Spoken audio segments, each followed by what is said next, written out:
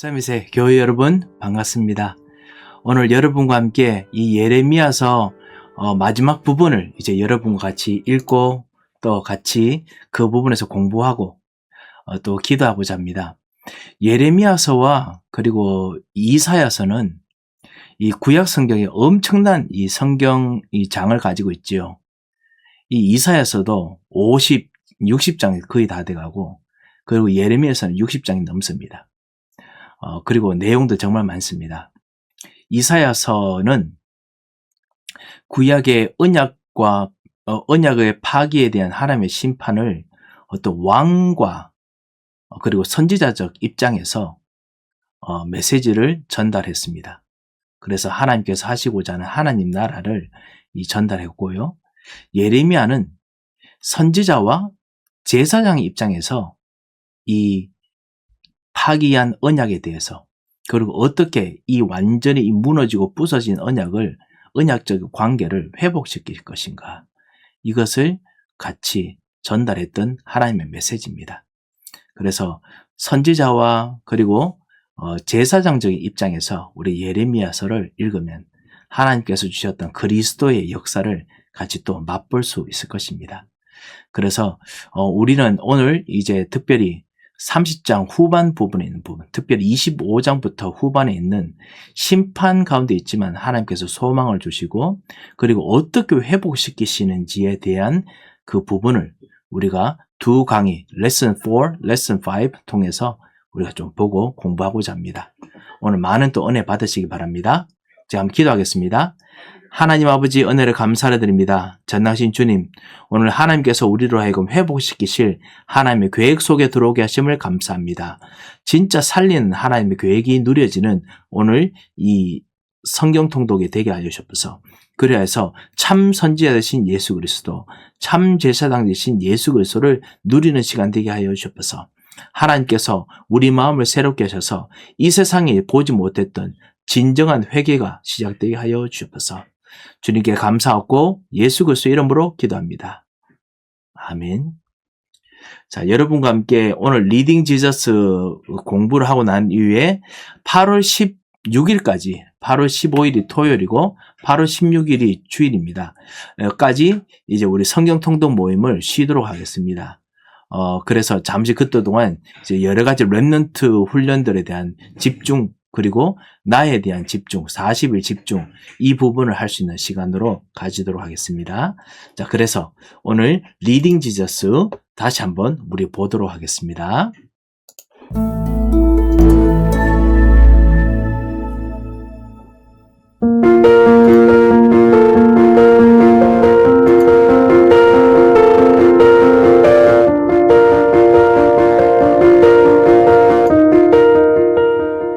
이번 영상은 리딩 지저스 4권의 두 번째 수업으로 예레미야를 공부할 것입니다. 절망적인 상황에서 예레미야가 전하는 소망의 메시지와 함께 새 언약을 통해 베푸시는 하나님의 주권적인 은혜에 대해 함께 알아보도록 하겠습니다. 예레미야는 유다 왕 요시야 때부터 마지막 왕 시드기야 때까지 멸망하는 왕국의 내리막을 지켜보았습니다. 유다 민족의 음란과 행악이 극에 달하자 하나님께서는 예레미야를 부르셔서 심판의 말씀을 선포하게 하십니다. 예레미야는 시간순이 아닌 주제에 따라 기록된 책으로 이사야처럼 크게 두 부분으로 나누어 볼 수 있습니다. 먼저 1장부터 25장까지의 전반부는 심판을 주제로 다루고 있고 26장부터 52장까지의 후반부는 장래의 희망에 초점을 맞추고 있습니다. 특별히 예레미야에는 새 언약이 등장합니다. 하나님께서는 옛 언약인 시내산 언약을 깨뜨린 이스라엘을 떠나지 않으시고 새로운 약속을 주십니다. 그리고 이 새 언약을 통해 이스라엘과의 관계를 회복하고자 하십니다.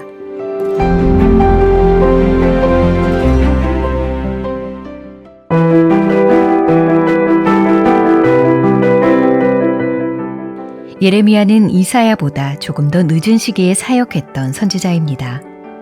8살의 나이에 왕위에 오른 요시야는 조부 므낫세와 아버지 암몬에게서 잘못된 길에 빠진 유다 왕국을 물려받았습니다.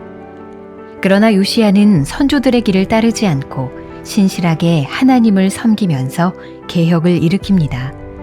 이방 종교의 우상들과 산당을 제거하며 종교 개혁을 실행한 것이죠.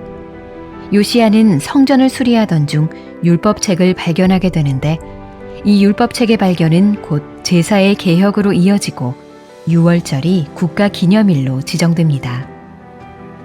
개혁을 단행하며 유다를 이끌었던 요시야는 애굽 왕과의 전투 중에 죽게 됩니다.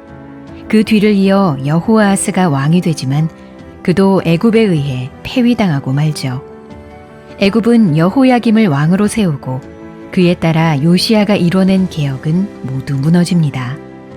여호야김 이후 즉위한 여호야기는 바벨론으로 추방당하고 마지막 왕으로 세워진 시드기야마저 바벨론으로 끌려가게 됩니다. 예레미야는 이 끔찍한 일들을 모두 지켜보는 가운데 눈물로 사역했던 선지자였습니다.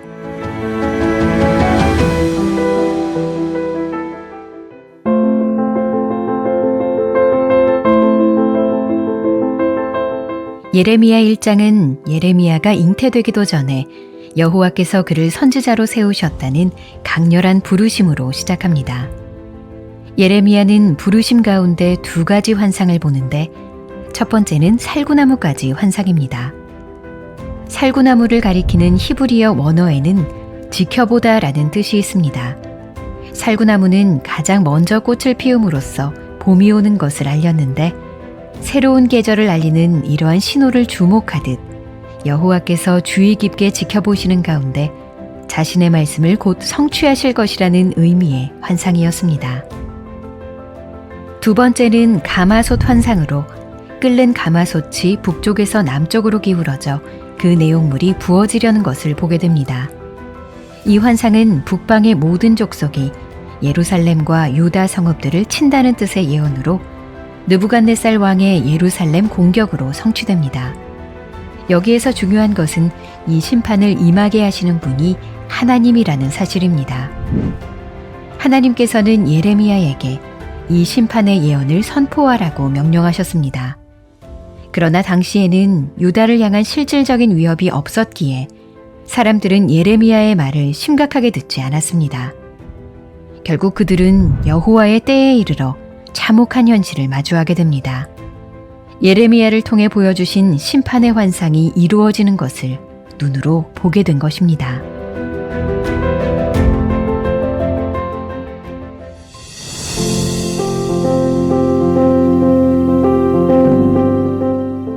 예레미야는 여러 거짓 선지자들을 만났는데 그 가운데 하나냐라는 자가 있었습니다.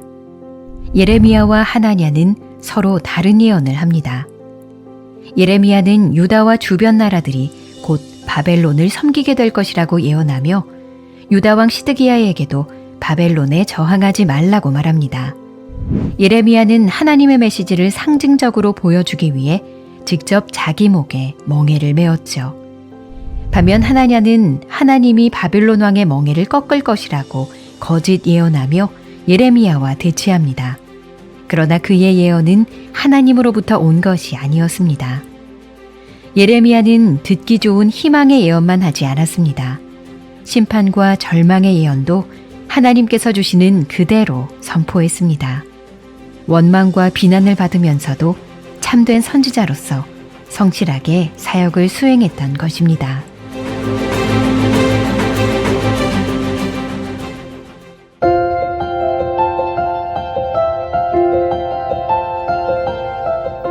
예레미야의 중요한 주제 중 하나는 바로 새 언약입니다. 본문 31장 31절에서 34절에 기록된 새 언약은 하나님께서 시내산에서 백성과 맺으셨던 언약과는 전혀 다른 언약입니다. 새 언약은 관계가 깨졌을 때 저주가 임하는 옛 언약과 달리 하나님께서 백성들을 내면에서부터 변화시킵니다. 하나님의 법을 그들의 마음에 기록하여 새기심으로 그들을 안으로부터 새롭게 만들어 가시는 것이죠. 새 언약을 세우시는 하나님께서는 백성들의 죄를 용서하실 뿐만 아니라 더 이상 그들의 죄를 기억하지 않으십니다. 그러나 동시에 새 언약은 시내산 언약의 성취입니다. 시내산 언약에서 순종에는 복, 불순종에는 저주라는 조건적인 복이 약속됐던 반면 새 언약에서는 하나님의 은혜와 긍휼로 복을 누리게 됩니다. 어떻게 이런 일이 가능한 것일까요? 우리는 신약 성경에 와서야 비로소 새 언약을 이해하게 됩니다. 새 이스라엘로 오신 예수님의 신실하신 순종이 새 언약을 가능하게 한 것입니다. 이 잔은 내 피로 세우는 새 언약이니 곧 너희를 위하여 붓는 것이라.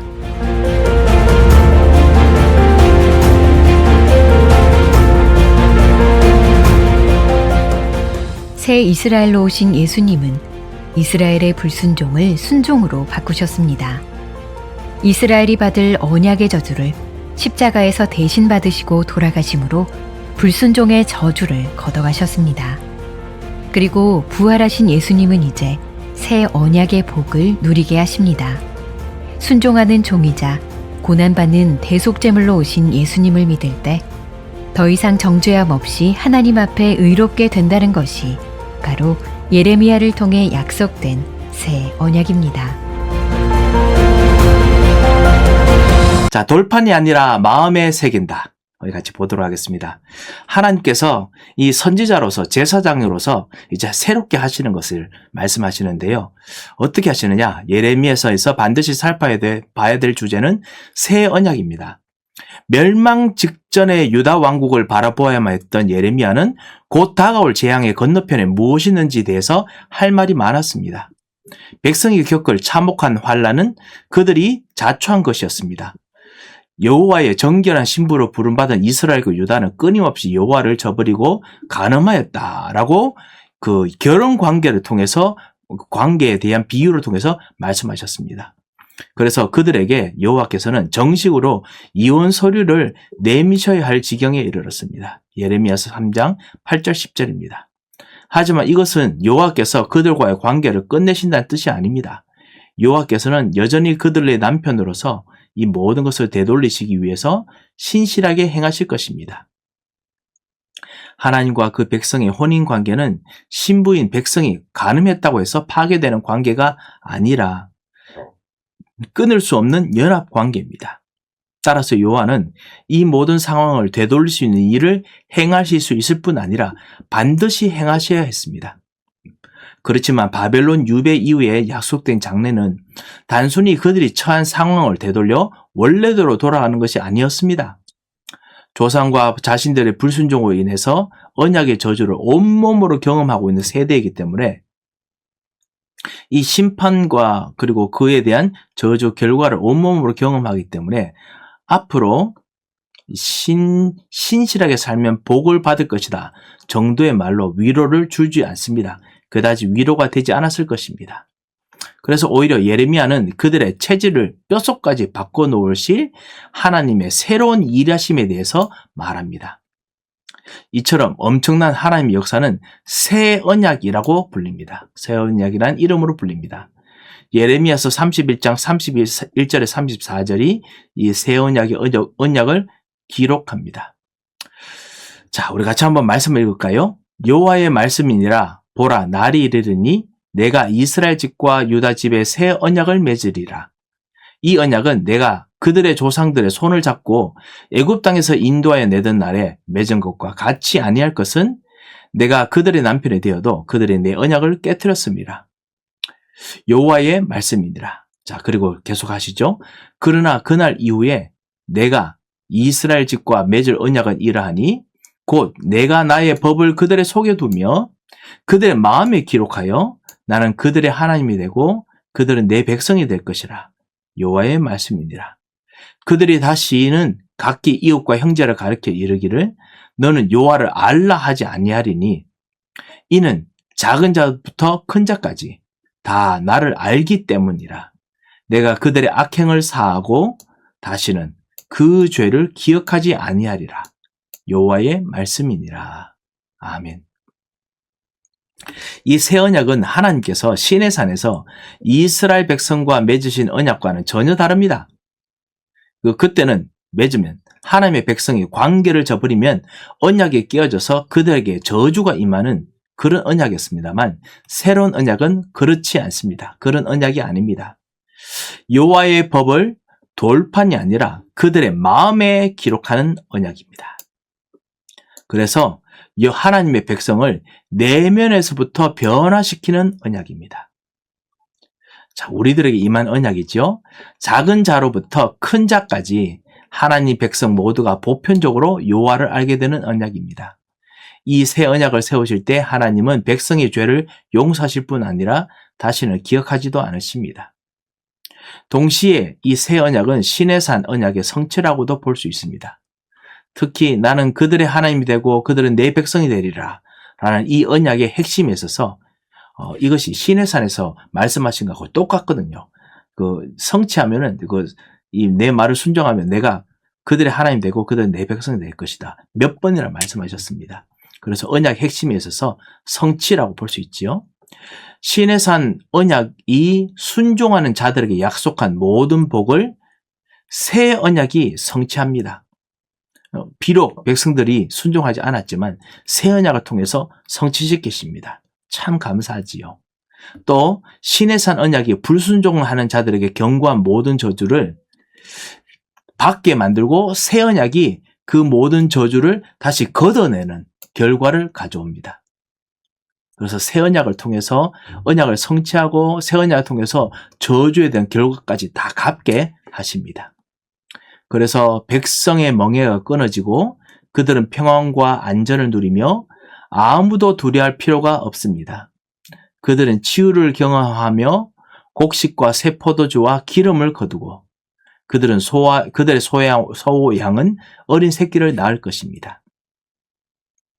다시 말해서 새 언약은 시내산 언약에서 조건적으로 누렸던 복을 이제는 조건으로 불가능하니까 무조건적으로 받는 그 날을 바라보게 합니다. 하나님의 주권적인 긍휼과 은혜로 인해서 말이죠. 자, 그러면서요, 다윗에게 맺었던 언약도 한번 보겠습니다. 시내산 언약뿐만 아니라 다윗을 통해서 하나님께서 언약을 좀 더 확장시키셨고, 그리고 좀 더 구체적으로 주셨습니다. 자, 예레미야 22장 24절에서 27절에 기록되어 있습니다. 예레미야 선지자는 여호와 기내에서 말하면서 하나님이 다윗 가문에서 난 왕들을 완전히 버리셨다고 전합니다. 그래서 그 언약을 지키면 내가 너희와 영원히 함께할 것이다 말씀하셨는데요. 여호와긴도 그 뒤를 이은 시드기야도 백성에게 소망을 줄 수 없었습니다. 다윗 가문들의 왕들이 지속적으로 범한 죄에 의해서 여기 말하는 죄는 원죄입니다. 그냥 죄뿐만 아니라 완전 본질적으로 있던 원죄의 모든 영향들입니다. 인해서 백성은 이제 심판을 받고 바벨론의 포로로 사로잡혀서 가서 그곳에서 죽어야 될 형편이 되었습니다. 그러나 예레미야 후반부에서는 다윗 언약을 다시 새롭게 할 날이 올 것이라는 약속의 말씀을 전합니다. 그래서 다시 새롭게 할 거라고 하시죠. 거기 어디냐? 33장 14절 15절입니다. 같이 한번 읽어보겠습니다. 여호와의 말씀이니라. 보라, 내가 이스라엘 집과 유다 집에 대하여 일러준 선한 말을 성취할 날이 이르리라. 그날 그때에 내가 다윗에게서 한 공의로운 가지가 나게 하리니 그가 이 땅에 정의와 공의를 실행할 것이라. 이 말이 이제 다윗에게 주셨던 언약을 다 성취한다는 말씀입니다. 하나님이 다윗과 맺으신 언약도 그리고 야곱과 맺으신 언약도 하나님께서는 절대로 깨뜨릴 수 없습니다. 언약이니까요. 결코 깨어질 수 없습니다. 백성이 아무리 부정하게 행할지라도 말이죠. 그래서 하나님께서는 당신의 그 신실하심으로 그래서 언약을 성취하십니다. 이것만이 하나님께서 하실 수 있는 우리에게 하신 유일한 길이죠. 왜냐하면 하나님이 그들과 맺으신 언약은 낮과 밤에 대한 언약처럼요. 결코 끊어질 수 없는 언약입니다. 맹세, 생명이죠. 자, 이런 언약으로 새로운 언약을 주셨습니다. 자, 그러면 이 모든 미래의 날들이 어디서 이루어졌죠? 그리스도가 이루시고 그와 연합한 우리에게도 함께 이루어진 새 언약입니다. 자, 그렇다면 새 언약은 어떻게 성취됩니까? 시내산 언약에서 조건적으로 약속된 복을 아무런 조건 없이 받는 일이 어떻게 하면 가능해졌습니까? 신앙 성경을 통해서 비로소 그 비밀을 알 수 있습니다. 예수 그리스도가 새 이스라엘로 오셔서 시내산 언약의 율법을 온전히 순종하셨습니다. 그래서 예수님의 순종이 참 중요합니다. 왜 왕제사장 선지자가 되셨습니까? 구약에서 정말 그 참다운 하나님의 아들로서 하나님의 백성으로서 해야 될 일들을 왕제사장 선지자 통해서 정말 그 이루고 순종의 조건으로 복을 주시려고 하셨기 때문에, 근데 못했기 때문에 예수께서 참왕, 참제사장, 참선지자가 되셔서 백성들을 위해서 순종하셔서 성취하셨습니다. 그래서 율법을 온전히 순종하시고 신실한 언약 백성을 왕제사장 선지자로서 또다시 대표하셨습니다. 그래서 새 언약이 이루어집니다. 자, 순종하시고 대표하셨습니다. 따라서 누구든지 그리스도께 접붙임 바 되어서, 우리는 이걸 영접하는 것으로 접붙임 바 됐지요. 이 접붙인다는 것이 이 농업에 쓰는 말이지요. 이 다른 가지가 좋은 가지, 다른 가지를 꺾어서 잘라내서 좋은 가지에 상처를 내서 접붙임합니다. 접붙임 바 되어서 그리스도와 연합하고 그의 의를 덧입은 자들은 그리스도가 이루신 순종으로 인해서 언약의 약속된 복을 받아 누리게 됩니다. 그래서 그리스도의 순종이 너무나 중요합니다. 그런 면에서 새 언약도 일종의 행위 언약입니다. 예, 창세기 3장부터 말했던 행위 언약입니다. 이것을 하면 내가 복을 주겠다라는 행위 순종을 조건으로 주신 언약입니다. 하지만 우리의 행위가 아니라 이제는 우리의 행위를 믿을 수 없기 때문에, 그래서 우리와 이스라엘을 대신해서 순종하신 예수 그리스도의 행위의 약속입니다. 순종의 예수 그리스도의 행위입니다. 히브리서 8장 8절에서 12절, 여기를 이사야 31장 34절에서 다시 인용합니다. 그러면서 하나님께서 그리스도를 통해서 이스라엘 집과 유다 집을 위해서 이루실 일들을 쭉 설명한 것입니다. 다윗에게 한 새로운 일을 할 것이다. 여기서 히브리서 8장에서 뭐라고 했느냐면요, 모든 역사를 옛 언약의 시기와 새 언약의 시기로 구분합니다. 이거는 사실은 히브리서 1장부터 이야기합니다. 예전에 우리 조상들을 통해서 말씀하신 하나님이 이렇게 히브리서 1장 1절에서 시작합니다. 하지만 이제는 말세에는 아들을 통해서, 말세라는 시기를 말하면서요, 아들을 통해서 성취하시고 말씀하셨다라고 합니다. 그래서 새 언약의 시기로 히브리서는 항상 말합니다. 구분합니다. 그래서 우리가 이 새 언약의 시대를 살고 있다고 말합니다. 그것이 히브리서 1장부터 나오거든요. 이 시대가 바로 어떤 시대냐? 그리스도께서 오심으로 시작된 새 시대입니다. 그리스도께서 오신 새 시대입니다. 그래서 우리 전도운동에서 자주 말합니다. 종말이 언제입니까? 지금이 종말이 아닙니다. 종말의 시작은 예수 그리스도 오셨을 때부터 시작했습니다. 그래서 그리스도 없는 종말은 종말이 아닙니다. 그래서 그리스도께서 완성하신 것을 따라서 해야 됩니다. 자, 그래서 그리스도 따라서 우리가 새로운 시대를 살고 있고요. 이 새로운 시대에 행위 언약을 그리스도께서 성취하셨습니다. 우리는 그리스도께서 성취하신 행위 언약을 따라서, 그분 따라서 우리가 성화되고 바뀌는 것이죠. 그래서 히브리서는 그로 인해서 우리가 누리는 특권에 대해서 매우 강한 의조로 이야기합니다. 뭐라고 하느냐? 우리는 옛날 이 복사 있는 장막, 이 모세가 만드는 장막이 아니라 이제는 참 장막, 하나님 나라, 임하에 있는 성령 통해서 임하는 하나님 나라 속으로 우리가 들어갈 수 있습니다. 그래서 성령이 오셔서 우리가 하나님 안으로, 우리 영혼이 하나님 나라 속으로 들어갈 수 있습니다. 또 하늘에 속한 새 시온성도 들어갈 수 있게 됐습니다. 그래서 새 시온성에 우리가 들어갑니다. 하나님 나라에 누리죠. 그리고 하나님 나라에 또 우리가 천국에 직접 입성합니다. 이 모든 것이 이미 다 이루어졌기 때문에 새 언약 시대를 사는 성도들은 완성된 그 약속이 완성될 마지막 날을 기다리는 것 외에는 더 기다릴 것이 없습니다. 이제 다 이루었다. 이기 때문에 그것이 완성될 마지막 날을 기다리는 것이 우리가 기대하는 것입니다. 자, 이런 면에서요. 예레미야 31장으로 다시 건너가겠습니다. 그 새 언약을 줍니다. 아직까지 완전히 이 그리스도가 오실 때는 아닙니다. 하지만은 그거를 붙잡아라 라고 이야기합니다. 예레미야 31장에 말하는 핵심이 뭐냐? 백성의 죄로 인해서 구약이 실패로 끝났다라는 사실입니다.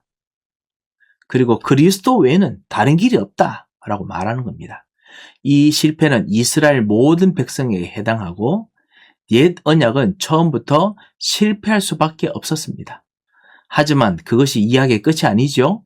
그들의 죄로 말미암아 옛 언약이 완전히 깨졌음에도 백성을 향한 하나님의 계획은 그들을 언약의 수호자요, 언약을 가르치는 자로 변화시킬 수 있습니다. 변화시키기 때문입니다. 그래서 새로운 언약이 언약의 수호자요, 언약을 가르치는 자로 변화시킬 수 있고 우리가 그 언약을 받아서 우리도 언약의 수호자가 되고 언약을 가르치는 자가 됐지요. 왜냐? 언약의 수호자가 오셔서 우리의 주인 되셨고요. 언약을 가르치는 자가 오셔서 우리의 주인이 되었습니다. 언약을 수호한다라는 단어가 바로 제사장 왕입니다. 왕 같은 제사장입니다. 언약을 가르치는 자가 바로 선지자입니다. 이 구약시대 때는 왕 같은 선지자, 왕 같은 제사장, 왕 제사장 같이 있습니다. 그래서 제사장이 지켜야 됩니다. 왕도 지켜야 됩니다. 언약 가르친다, 선지자죠. 그래서 이런 자로 변화시킵니다. 참 제사장 선지자가 오셨어요. 그래서 하나님은 그분의 율법을 그들의 마음에 기록하시고 마음의 할례로 그들의 내면을 온전히 바꾸십니다. 그리고 새 영을 그들에게 부어주십니다. 신명기에 하셨던 새로 그 일들을 하나님께서 하십니다. 자, 신약 성경은 이 모든 것이 그리스도를 통해서 성취되었다라는 것을 보여줍니다. 그리고 이때도 그리스도를 붙잡는 자들은 구약에 있는 사람도 미리 맛을 보았습니다. 자, 신약 성경은 이 모든 것이 그리스도 통해서 성취됐음을 보여줍니다. 그래서 사도 바울은 스스로를 새 언약의 일꾼이다라고 불렀습니다. 그리고 고린도 교회를 하나님의 영으로 마음판에 쓴 편지라고 불렀습니다. 마음판에 쓴 편지라고 불렀습니다. 또한 예레미야는 새 언약을 통해서 하나님의 백성이 하나님 아는 지식으로 충만해져서 더 이상 가르침을 받을 필요가 없게 된다라고 말했습니다. 예수님께서 이에 대해서 요한복음 6장 45절에 이렇게 말씀하셨습니다. 선지자들 글에 그들이 다 하나님의 가르침을 받으리라 기억되었은 즉 아버지께 듣고 배운 사람마다 내게로 오느니라. 예수님께서 여기서 이사야 54장 13절 이 인용이거든요. 인용하시면서 동시에 예레미야서에 나오는 새 언약에 관한 내용도 암시하셨습니다. 아버지께로 오는 자마다 아들이신 예수께 나오며 모든 믿는 자들에게 임하시는 하나님의 영이 임하셔서 그 진리와 거짓을 분별할 능력을 주십니다. 이 놀라운 축복을 우리들에게 주셨습니다. 새 언약, 예레미야의 말씀하신 언약이 우리에게 이루어졌습니다. 그래서 하나님 언약이 우리 안에 깊이 새김됐지요. 우리는 이거 보고 각인 뿌리 체질이라고 부릅니다. 자, 그리스도 한번 보겠습니다. 그리스도 중심으로 읽는 예레미야입니다. 이스라엘이 이미 언약을 깨뜨렸다면 하나님은 어떻게 이 옛 언약을 성취하셔서 그분의 백성에게 복을 가져다 줄 수 있습니까? 구약 성경은 아예 두 가지로 대답합니다. 첫째는 하나님의 백성이 대신해서 고통을 받는 대속물이 있어야 됩니다. 둘째는 이스라엘 대신해서 언약을 지킬 자가 있어야 됩니다. 그러니까 아까 말씀하셨던 저주, 저주를 다 받아야 됩니다. 그리고 또 순종해야 됩니다. 순종 완성해야 됩니다. 그래서 메시아로 오신 예수님은 이스라엘을 대표해서 저주를 받으시고 저주를 완전히 제거하기 위해서 언약의 저주를 뜻하는 십자가에 달려 죽으셔야 됐습니다. 신명기 21장에 언약의 저주의 나무에 달려 죽으신다라고 했죠. 예수님께서 십자가에 달리신 또 다른 이유는요, 하나님이 저주와 위협에서 백성을 해방하는 정도가 아니고요, 언약을 지키는 자들에게 약속하는 모든 복을 백성에게 주시는 것이었습니다. 그래서 이러한 복을 받을 수 있도록 메시아이신 예수님은 우리를 대신해서 언약을 완전히 지키셨습니다. 예수께서 언약을 완전히 100% 지키셨습니다. 그래서 예수께서는 율법 아래에 있는 자들, 언약을 지키려고 노력해도 안 되는 자들을 구속하기 위해서 율법 아래에 있는 여자의 몸에서 태어나셔야 했습니다. 여자의 몸에서 태어나셨어요. 그래서 율법 아래에 있는 모든 자들을 회복하셨습니다. 이렇듯 그분의 죽으심과 부활하심은 예수님께서 이스라엘이 되셔서 죽으심과 회복이 바로 유배와 회복입니다. 이스라엘 백성들이 유배와 회복을 당했지만 그걸로 다 갚은 게 아닙니다. 계속 못 갚고 있습니다. 그런데요, 예수께서 죽음과 부활하심으로 유대와 회복 통해서도 못 갚았던 모든 저주를 다 갚으시고 그걸 경험하시고, 또한 전 생애를 통해서 토라에서 모세오경, 율법이죠. 율법에서 요구하는 모든 율법에 완전히 순종하셨음을 보여줍니다. 죽으시고 부활하셔서 죽기까지 순종하셔서 완전히 다 회복하셨습니다. 율법을 성취하셨습니다. 그렇게 하심으로써 예레미야가 바라보았던 새 언약의 복이 하나님의 모든 백성에게 동일하게 임하게 되었습니다. 하나님의 모든 백성에게 동일하게 임하게 됐습니다. 그래서 그리고 예레미야 말씀을 들었던 사람들은, 믿었던 사람들은 그리스도 통해서 이 회복의 축복들이 일어났습니다. 자, 이런 축복들이 우리들에게 임하게 됐습니다. 자, 우리가 시간이 되기 때문에 한눈에 보는 부분을 다시 한번 더 정리하겠습니다. 예레미야서는 기원전 627년 유다왕 요시야 때부터 마지막 왕 시드기야 때까지 왕국의 내리막길을 지켜본 예레미야를 통해서, 이 예레미야서는 하나님의 말씀을 보았습니다. 이때 내린 하나님의 말씀이었습니다. 개혁을 일으킨 요시야가 죽었고요, 그 뒤를 여호아하스가 있습니다. 그가 애굽에 대해서 폐위됩니다. 요아김이 왕이 오르면서 요시야가 이룬 종교개혁들을 다 무너졌습니다. 그 이후 요아김이 죽고 그의 아들 여호야긴이 즉위했지만은 했지만은 그는 예루살렘이 바벨론에 점령당하면서 폐위되어서 바벨론으로 추방됩니다. 시드기야가 마지막 왕으로 세워지지만 기원전 586년에 예루살렘도 무너집니다. 성전도 불에 타면서 결국 유다 왕궁이 무너집니다. 자, 이게 성경에서 말하던 10분의 1도 남아있지만 그렇게 10분의 1까지 회복하려고 해도 그것마저 무너지는 현장입니다. 예레미야는 이 모든 비극적 상황을 지켜보면서 고통스러운 선지자의 임무를 감당했던 사람입니다. 자, 우리가 현장에서 고통스러운 일들이 있다. 그 부분을 우리가 보면서 하지만은 살리는 새로운 언약을 집어넣어야겠습니다. 이런 상황에서 기록된 예레미야서는 이사야처럼 크게 두 부분으로 나눕니다. 1장에서 25장은 심판, 그리고 26장에서 52장 장래의 희망에 초점을 두고 있습니다.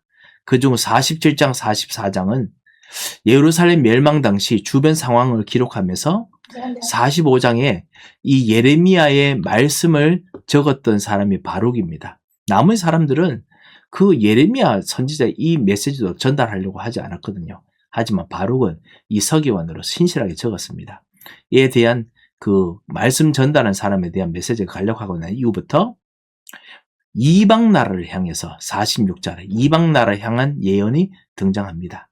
그리고 마지막 56장에서 결론부지요. 책의 결론부지 56장은 예레미야의 가장 중요한 초점인 예루살렘 멸망을 다시 이야기하면서 여호와긴이 바벨론에 잡혀가서 선대받는 모습으로 끝이 납니다. 망하지 않을 것이다. 새 언약을 통해서 다시 그래도 선대를 받을 것이다. 자, 이런 역사적 사건이 수십 년 전 예레미야가 선포했던 말씀이 참이었음을 증명합니다. 그래서 예레미야서는요, 예레미야서에 있는 말씀, 예레미야 메시지뿐만 아니라 그 이후에 있었던 일들이 성취되었다라는 것까지 같이 포함되는 성경입니다. 예레미야서는 이사야에서는 찾아볼 수 없는 몇 가지 주제가 있습니다. 그중 가장 중요한 주제는 새 언약입니다. 31장 31절 34절에 기록되어 있습니다. 여기서 말하는 새 언약이란 하나님이 시내산에서 백성과 맺으신 언약과는 전혀 다른 언약입니다. 곧 하나님의 백성이 관계를 깨면 언약도 깨어져서 그들에게 저주가 임하는 언약이 아니라 이게 시내산 언약입니다. 하지만 그들을 내면에서부터 변화시켜서 여호와의 법을 그들의 마음에 기록하는 언약입니다. 이 새로운 언약이죠. 우리가 이 언약으로 예배드리고 말씀을 받습니다. 참 감사하죠. 유대인들, 저번에 랍비 오셨을 때 기억나시죠? 뭐라고 했느냐? 그들은 말씀을 들으면 자유의지를 통해서 했던 일들을 깨달아서 마음의 양심의 가책을 받아서 변화해야겠다라고 생각한답니다. 왜냐? 옛 언약이 아니거든요. 새 언약 맨날 놀려 불러도요, 자기들이 지켜야 됩니다. 그리스도의 새 언약이 아닙니다. 자기가 막 변화하려고 노력합니다. 우리가 진짜 그렇게 하면 안 됩니다. 그리스도 통해서 하나님의 능력으로 변화하도록 정말 우리가 해야 됩니다. 그래서 정말 그리스도 없으면은 저들의 정말 영적 생활이 정말 고달픕니다. 천주교 열심히 바꾸라고 열심히 노력합니다. 선행 이야기 하는데요. 그리스도의 은혜로 선행 안 하면은 절대로 불가능합니다. 자, 이 새 언약을 통해서 하나님의 백성 모두가 보편적으로 여호와를 알게 됩니다. 자, 이 새 언약은 어떻게 성취됩니까? 시내산 언약에서 조건적으로 약속된 복을 이제는 아무런 조건 없이 받는 일이 생깁니다. 어떻게 하면 가능해집니까?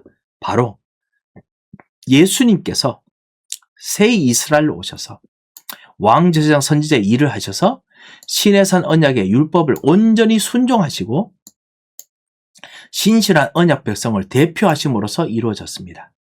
따라서 누구든지 그리스도께 접붙임 받아서 그리스도와 연합하고 그분의 의를 덧입은 자들은 그리스도가 이루신 순종으로 인해서 언약의 약속된 복을 받아 누리게 됩니다.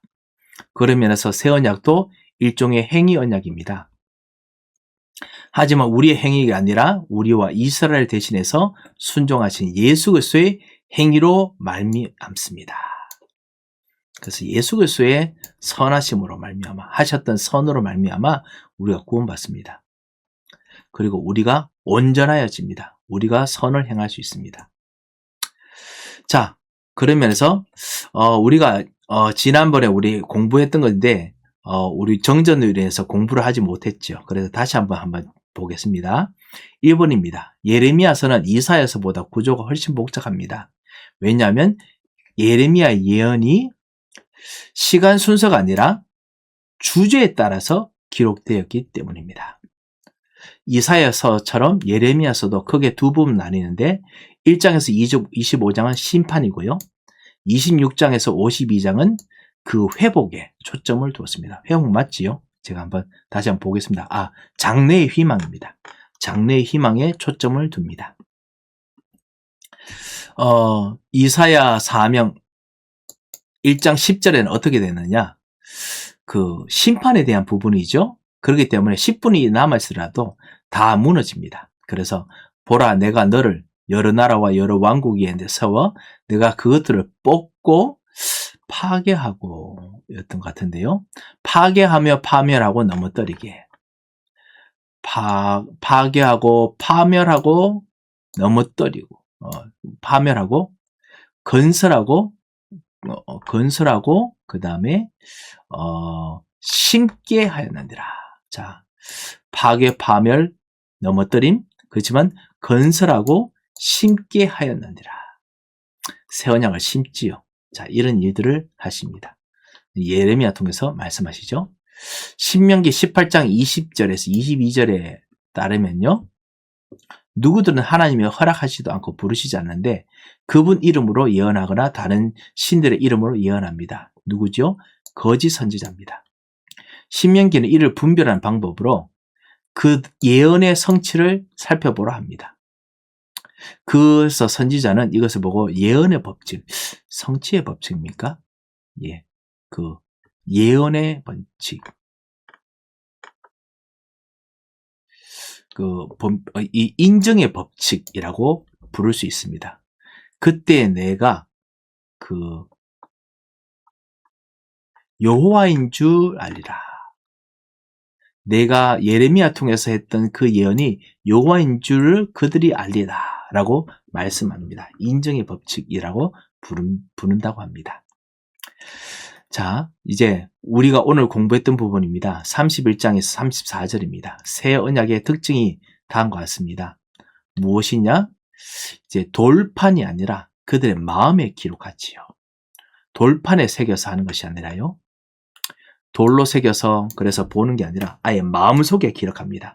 성령께서 진짜 주셨던 그 마음에 기록합니다. 그래서 우리는 말씀을 읽지만 말씀을 통해서 우리 마음에 주셨던 하나님 언약을 확인하는 거죠. 확증하는 일을 합니다. 성령께서 가르치십니다. 밖에 있는 이 과학적인 세상은 돌판에 기록된 것을 보고 확인합니다만 우리는 하나님의 말씀입니다만 그 말씀을 워낙 다른 악한 마음으로 변개를 하기 때문에 그래서 우리는 하나님께서 우리에게 주신 예수 그리스도 성령을 통해서 이 말씀을 확정합니다. 주관적인 것 같이 보입니다. 그지요? 그런데 주관적인 것이 아닙니다. 오히려 객관적입니다. 너무너무나 확실합니다. 지금 내 혼자 지금 이 시대에서 다른 사람은 다 아니라 하는데 그런데 내 안에 주셨던 말씀이 하나님의 성경 말씀으로 확인되면요. 이게 나중에 딴 사람 주변 사람들이 다 99%가 다 아니라 하는데도 반드시 성취됩니다. 그래서 이 돌판보다 더 확실합니다. 자, 하나님의 백성을 어디서부터? 외면, 밖에서 아니라 그래서 사람들을 보면 안 됩니다. 내면에서부터 변화시키는 언약. 하나님의 말씀이 여러분 내면에 들어오셔서 변화시키는 언약입니다. 다시 말씀드립니다. 주관적인 것이 아닙니다. 주관적이라고 사람들은 말합니다. 하지만 객관적입니다. 하나님이 실제로 객관적인 분이기 때문에 그래서 이런 언약을 주셨습니다. 예수 그리스도가 새로운 언약의 성취자 같이 보이는데요. 그죠? 예.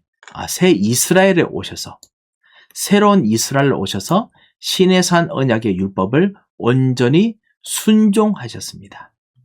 그리고 성취하셨습니다.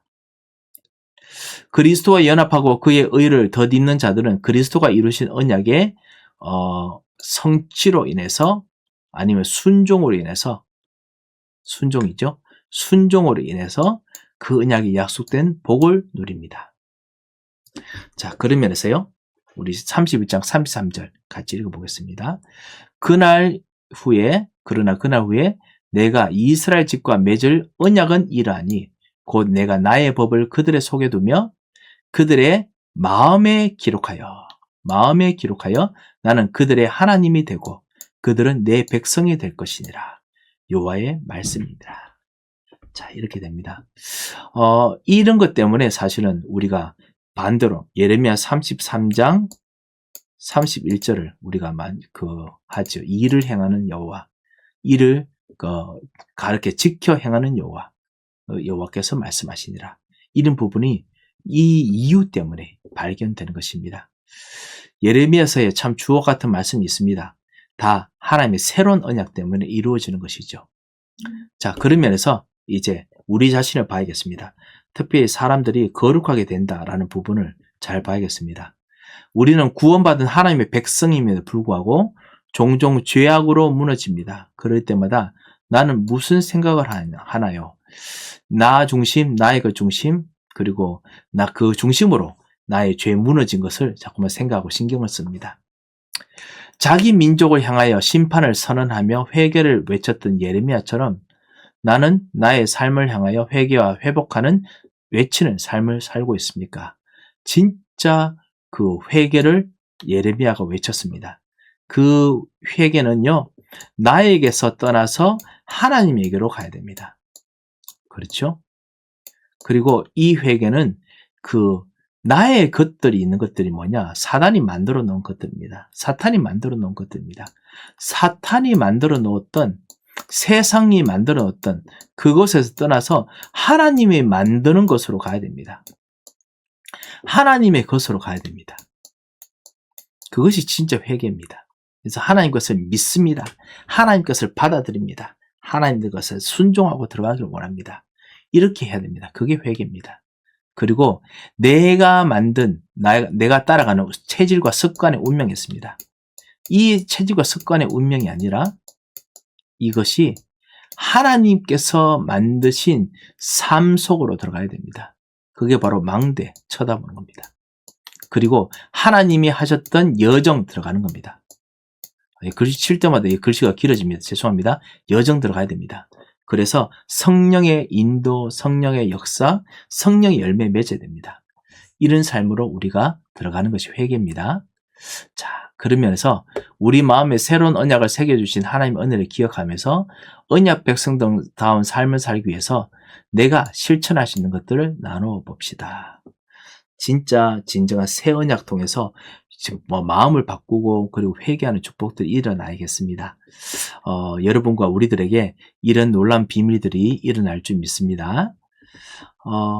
이번 주간이 이제 우리 리딩 지저스 통해서 같이 보던 스케줄이 잠시 끝나고요.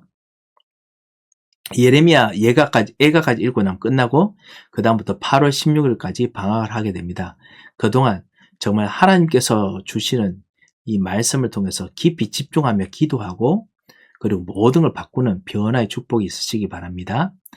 그리고 오늘 이번 다가오는 주일은 우리 예레미야 그리고 예레미야 예가에 대한 우리 리딩 지저스 마지막 모임을 가지도록 하겠습니다. 그래서 잠시 이제 이번 방학 전까지 마지막 모임을 가지도록 하겠습니다. 많은 은혜의 시간 되시기 바랍니다. 제가 한번 기도하겠습니다. 살아계신 하나님 아버지 은혜를 감사합니다. 세상 사람들은 회개와 그리고 바꾸는 것을 다른 식으로 생각하고 다른 식으로 따라감을 발견합니다. 하지만 주님께서는 정말 진정한 회개를 하기 원하셔서 우리에게 예수 그리스도를 주셨고 예수 그리스도로 구원하셨고 예수 그리스도로 바꾸기를 원하셨은 것을 발견하게 하셔서 감사합니다. 주여, 나의 것에서 돌아와서 하나님 것으로 돌아갑니다. 나의 것이 아닌 하나님의 것으로 돌아갑니다. 그래서 내 체질과 내 습관을 버리고 바꾸고 하나님의 그 망대와 여정과 이정표로 들어갑니다. 주님, 예레미야를 읽을 때마다 이 변화가 일어나도록 역사하여 주셔서 이 변화를 보지 못했던 모든 삶에 대한 한을 가지도록 역사하여 주셔서 주님께서 우리들에게 예수 그리스도로 말미암아 새로운 마음을 넣어주심을 감사하고 예수 그리스도 이름으로 기도합니다. 아멘.